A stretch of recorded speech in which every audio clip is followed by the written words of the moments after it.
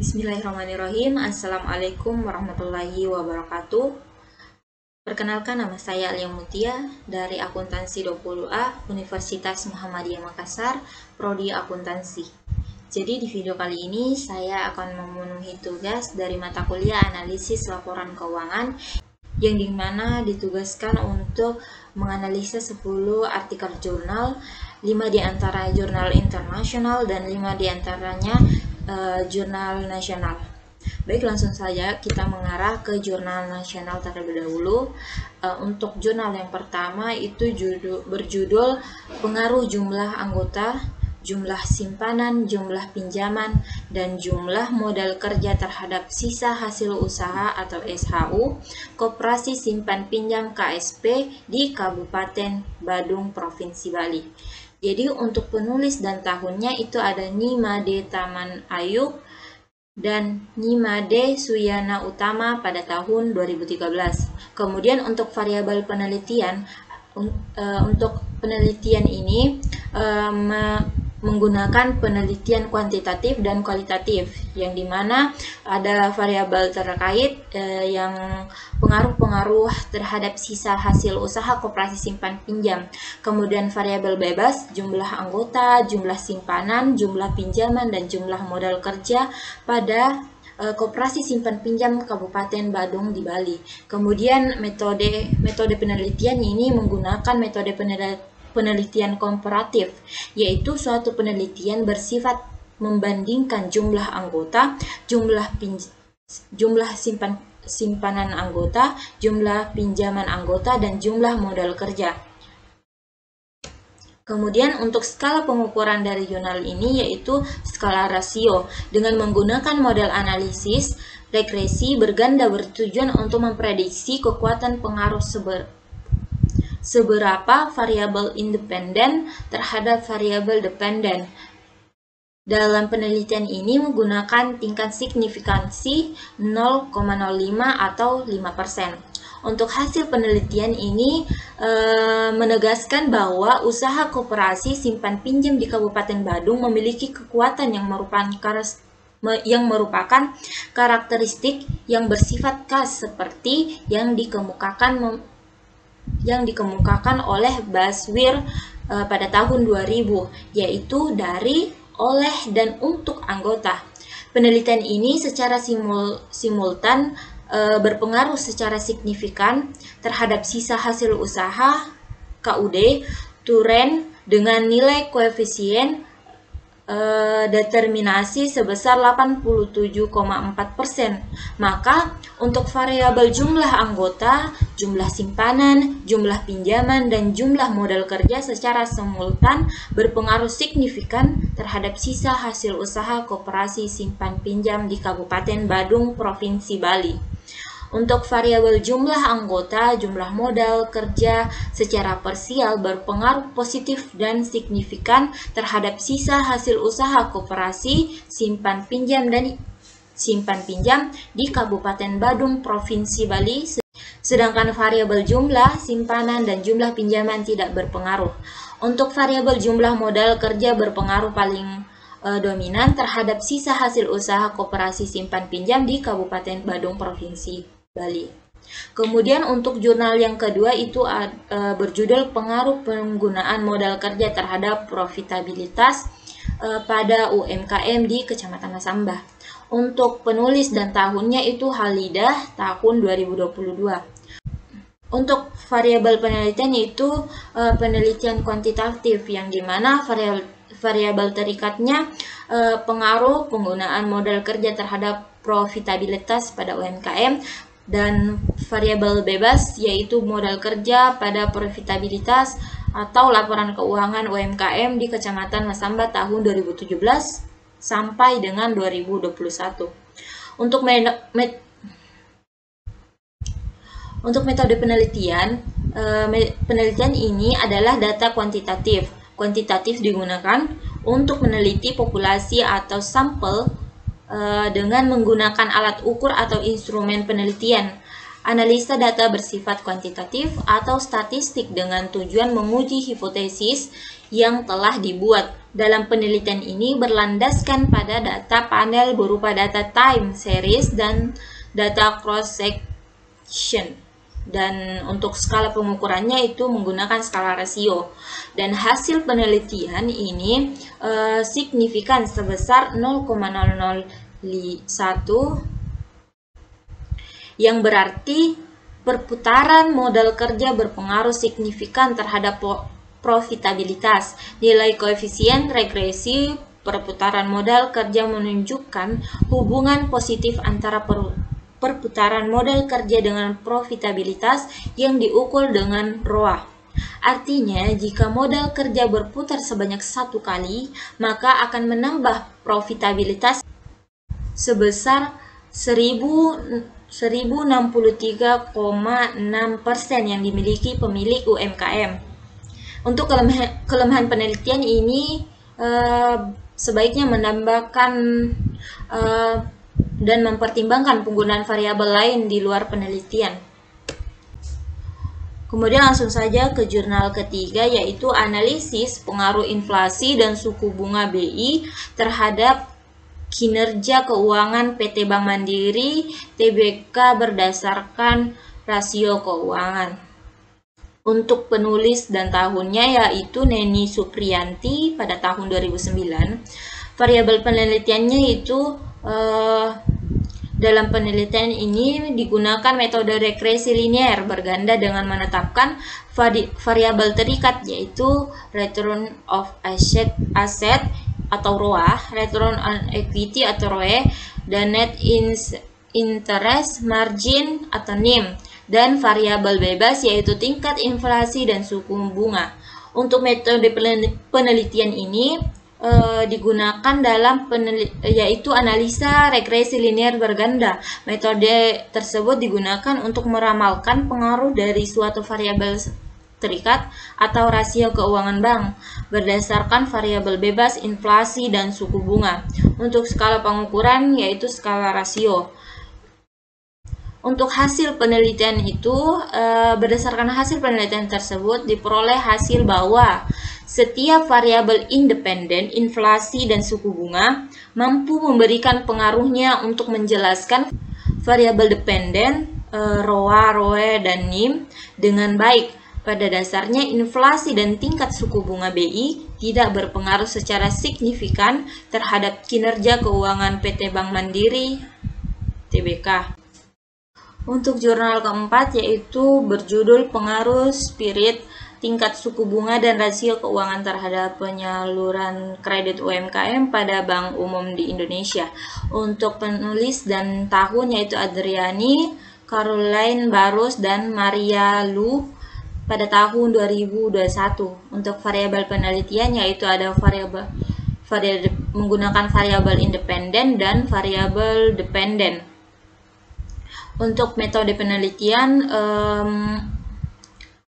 untuk mengetahui apakah spirit tingkat suku bunga bank, capital adequacy ratio atau CAR, loan to deposit ratio LDR, dan non-performing loan atau NPL berpengaruh baik secara simultan maupun parsial terhadap penyaluran kredit UMKM, maka digunakan analisis regresi berganda. Kemudian untuk skala pengukuran menggunakan skala rasio dan hasil penelitiannya itu secara simultan, spirit tingkat suku bunga bank, CAR, LDR, dan NPL secara bersamaan berpengaruh terhadap variabel dependen yaitu kredit UMKM, dan secara parsial spirit tingkat suku bunga bank, CAR, LDR, dan NPL memiliki pengaruh negatif dan signifikan terhadap penyaluran kredit UMKM. Spirit tingkat suku bunga dari tahun 2008 sampai 2011 terpaut jauh dikarenakan suku bunga bank campuran dan asing lebih tinggi daripada bank swasta. CAR yang berpengaruh negatif disebabkan resiko-resiko yang harus ditanggung oleh pihak perbankan dalam memberikan kredit. LDR berpengaruh negatif dikarenakan ketimpangan bank dalam pemenuhan dana simpanan dan pinjaman. dan NPL berpengaruh negatif. Hal ini berjalan dengan volume kredit UMKM, artinya kredit bermasalah yang diproyeksikan dengan NPL. Jika semakin tinggi nilainya, maka jumlah pemberian kredit pun akan menurun. Untuk kelemahan penelitian yaitu hanya terbatas pada bank umum yang terdaftar di Indonesia. Variabel bebas yang digunakan hanya terbatas pada 4 variabel saja, yaitu spirit tingkat suku bunga bank, CER, dan LDR, dan NPL. Dan variabel spirit tingkat suku bunga dan penelitian ini terbatas pada suku bunga yang yang ditetapkan Bank Indonesia. Kemudian untuk jurnal 5 yaitu pengaruh DPK, BI rate dan NPL terhadap penyaluran kredit modal kerja pada BPR di Provinsi Bali tahun 2009 sampai 2014. Untuk penulis dan tahunnya yaitu ada I Gede Ogi Pratama Putra dan Surya Dewi Rustariuni tahun 2015. Untuk metode penelitian yaitu menggunakan data-data yang dipakai pada penelitian dikumpulkan dengan metode pengumpulan data observasi non-partisipan. Teknik analisis data yang dipakai yaitu teknik analisis kuantitatif, yaitu regresi linear berganda yang meliputi uji F serta uji T dengan menggunakan program EView 4 serta dilakukan uji asumsi klasik. Untuk skala pengukuran yaitu menggunakan skala rasio, dan hasil penelitian yaitu secara simultak DPK, BI rate, dan NPL mempunyai pengaruh signifikan secara serempak terhadap penyaluran kredit modal kerja pada BPR di Provinsi Bali tahun 2009 sampai 2014.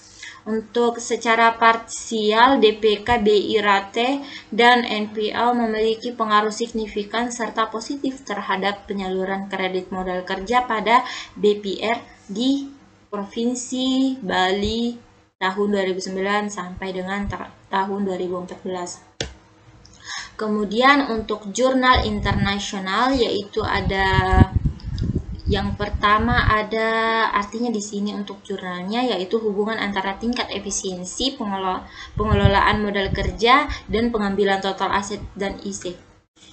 Untuk penulis dan tahun yaitu ada Mahmed Sen dan Edo Oruk tahun 2009. Untuk variabel penelitiannya yaitu menentukan hubungan antara tingkat efisien pengelolaan modal kerja, saham di BI dan mengembangkan total aset mereka.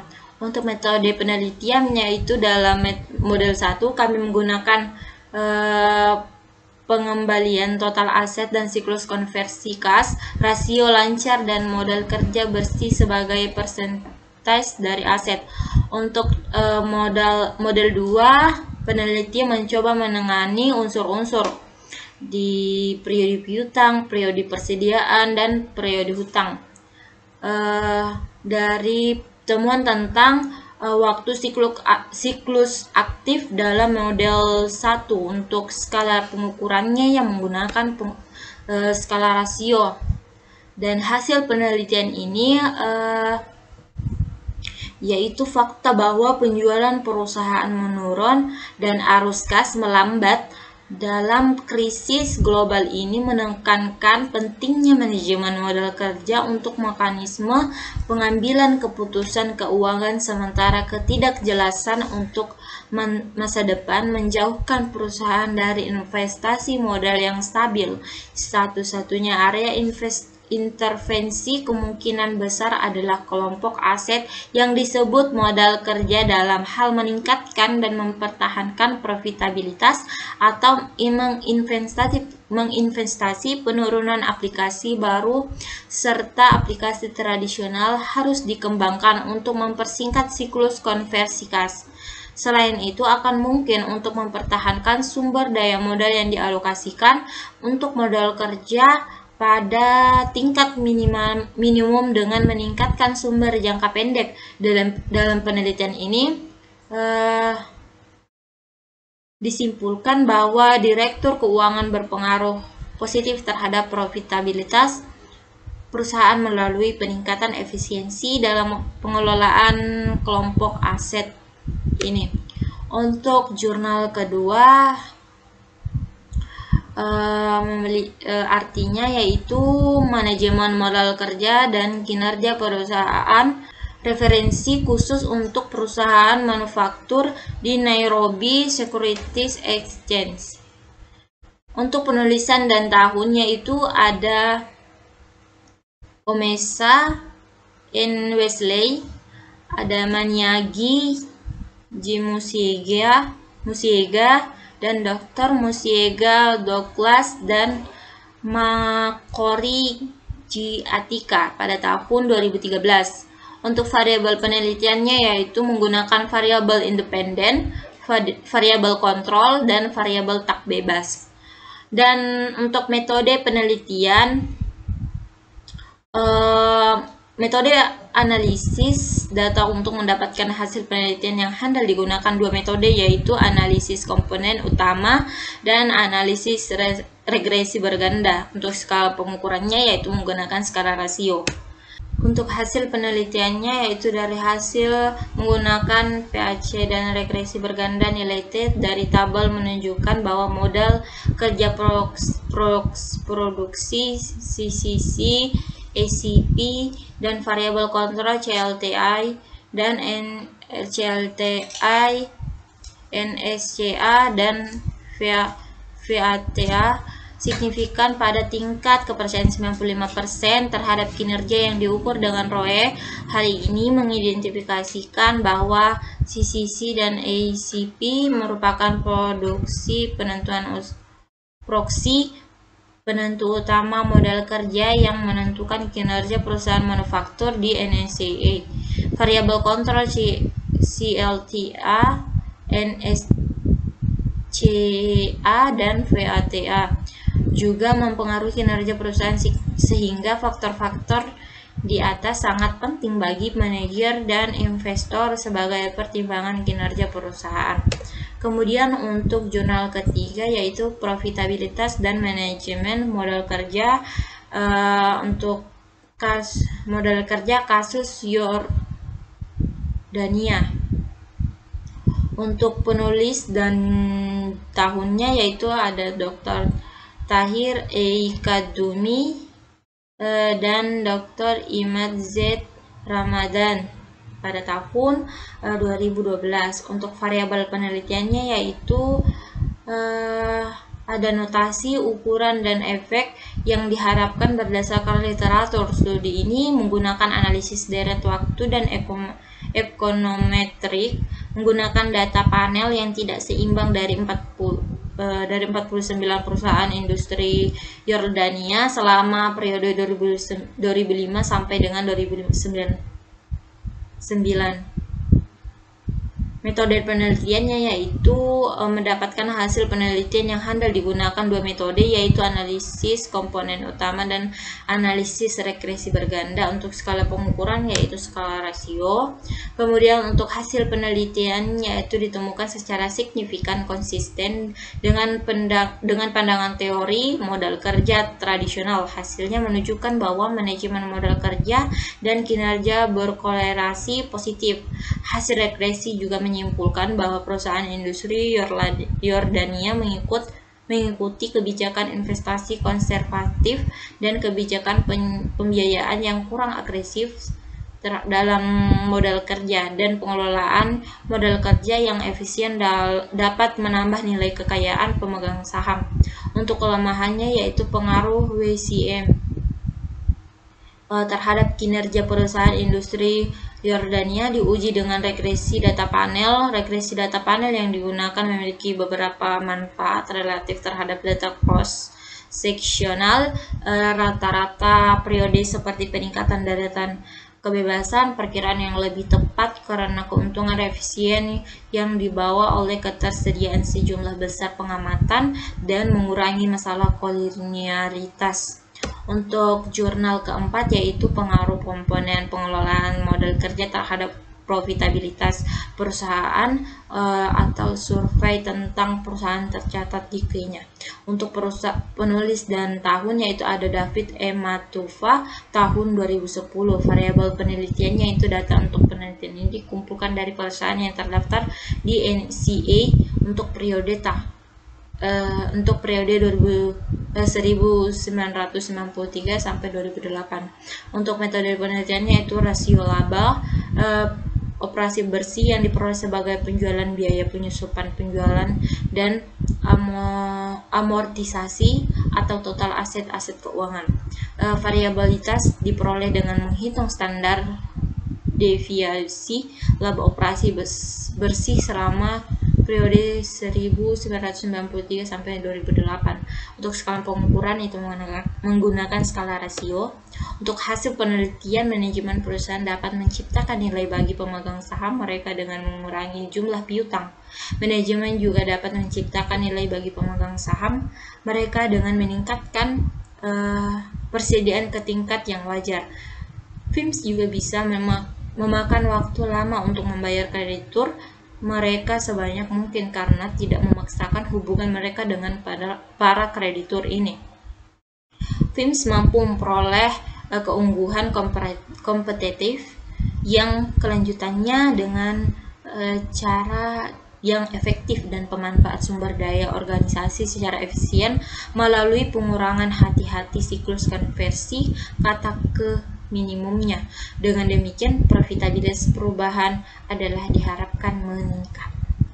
Untuk jurnal terakhir, yaitu pengaruh manajemen model kerja terhadap kinerja perusahaan di Bukti dan Turki.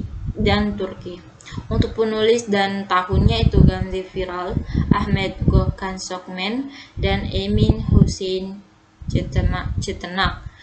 Pada tahun 2012, untuk variabel penelitian menggunakan GOP daripada EBITDA atau laba sebelum atau sesudah pajak adalah bahan yang digunakan penelitian menghubungkan keberhasilan atau kegagalan operasi dengan rasio operasi dan menghubungkan variabel ini dengan variabel operasi lain seperti siklus konversi, kas, Tobinski, dan laba operasi kotor diukur sebagai produksi dari nilai perusahaan dan profitabilitas perusahaan dengan variabel independen lainnya untuk 75 perusahaan terpilih yang terdaftar di Bursa Efek Istanbul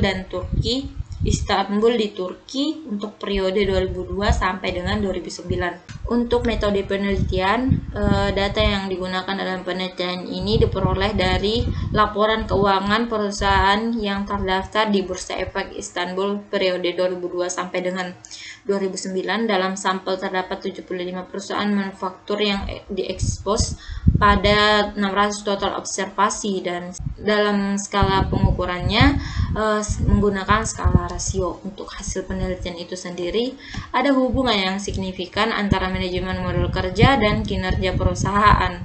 Hasil penelitian menunjukkan bahwa periode penagihan piutang dan siklus konversi kas berhubungan negatif dengan profitabilitas perusahaan, dan ini berarti dengan memperpendek periode penagihan dan siklus konversi kas, perusahaan dapat meningkatkan profitabilitasnya. Menurut hasil, hubungan antar komponen manajemen model kerja lainnya dan profitabilitas perusahaan tidak signifikan. Hubungan antar leverage dan profitabilitas perusahaan adalah negatif, sedangkan hubungan antar ukuran perusahaan dan profitabilitas perubahan adalah positif. Hasil untuk nilai perusahaan Tobinski tidak signifikan kecuali siklus konversi kas dan leverage. Menurut hasil analisis regresi, ada hubungan positif antara siklus konversi kas dan nilai perusahaan, sedangkan ada hubungan negatif antar leverage dan nilai perusahaan. Artinya, memperpanjang siklus konversi kas akan meningkatkan nilai perusahaan dan leverage yang lebih rendah akan menyebabkan peningkatan nilai perusahaan. Itulah tadi hasil tugas yang telah diberikan untuk analisis artikel jurnal. Kurang dan lebihnya mohon dimaafkan. Saya akhiri. Wabillahi taufiq wal hidayah. Wassalamualaikum warahmatullahi wabarakatuh.